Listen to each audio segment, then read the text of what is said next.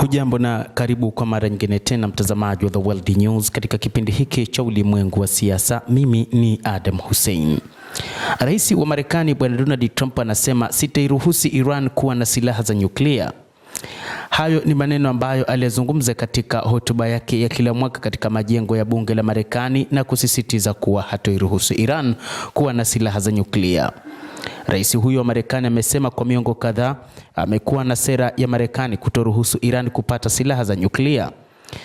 Wameonywa wasijaribu kujenga upya mpango wa silaha, lakini wanaendelea kufuata matarajio yao mabaya yenye. Napenda tutatue tatizo hili kupitia diplomasia, lakini jambo moja ni hakika, sitawaruhusu kupata silaha za nyuklia, alisema rais huyo wa Marekani Bwana Donald Trump wakati wa hotuba yake. Trump ameweka rekodi ya hotuba ndefu zaidi akitumia karibu saa 1 na dakika 50, akizidi rekodi ya Bill Clinton ya hotuba yake ya mwisho ya mwaka 2000. Katika hotuba hiyo, rais huyo wa Marekani amezungumzia uwezekano wa kushambulia Iran katika hotuba yake ya hali ya taifa katika bunge la Marekani mnamo siku ya Jumanne. Trump amesema Iran inatengeneza makombora yanayoweza hata kushambulia Marekani, lakini hataruhusu Iran, akitaja kama mfadhili mkubwa zaidi wa ugaidi duniani, kumiliki silaha za nyuklia.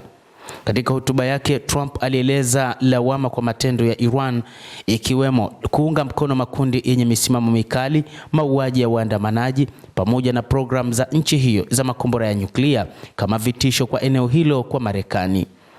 Madai ya Trump dhidi ya Tehran yanajiri mnamo wakati amerundika zana za kivita na jeshi kubwa huko Mashariki ya Kati karibu na Iran.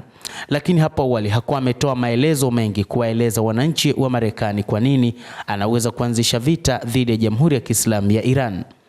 Katika hotuba yake ya zaidi ya saa 1 na dakika 45 mbele ya mabaraza ya bunge la Marekani, Trump alihoji kuwa utawala wa Iran na washirika wake wameeneza ugaidi, vifo na chuki, na kwamba kwa sasa Iran imeanzisha tena programu yake ya nyuklia kwa lengo la kutengeneza makombora ambayo hivi karibuni yatakuwa na uwezo wa kufika nchini Marekani. Isitoshe, Trump amedai kuwa taifa hilo linahusika na mashambulizi ya mabomu ya kutegwa barabarani ambayo yameua wanajeshi wa Marekani na raia. Chaguo langu ni kutatua tatizo hili kupitia njia za diplomasia, lakini jambo moja ni hakika, sitaruhusu kamwe mfadhili namba 1 wa ugaidi duniani, ambaye pia bila shaka ndio wao, kumiliki silaha za nyuklia. Hatuwezi kuruhusu hilo litokee, amesisitiza zaidi rais huyo wa Marekani. Iran tayari imekanusha madai ya Trump kupitia ukurasa wa X wa msemaji wa Wizara Mambo ya Kigeni wa Iran Ismail Baqei, akiandika kwamba madai ya Trump kuhusu mpango wa nyuklia ni marudio ya uongo mkubwa.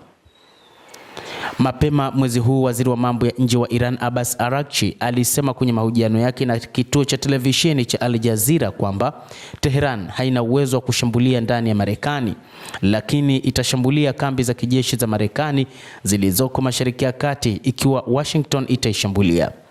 Hotuba ya Trump kuhusu hali ya taifa pia iligusia masuala kadhaa, ikiwemo uhamiaji, ushuru wa bidhaa za kimataifa, hali ya uchumi na siasa za ndani.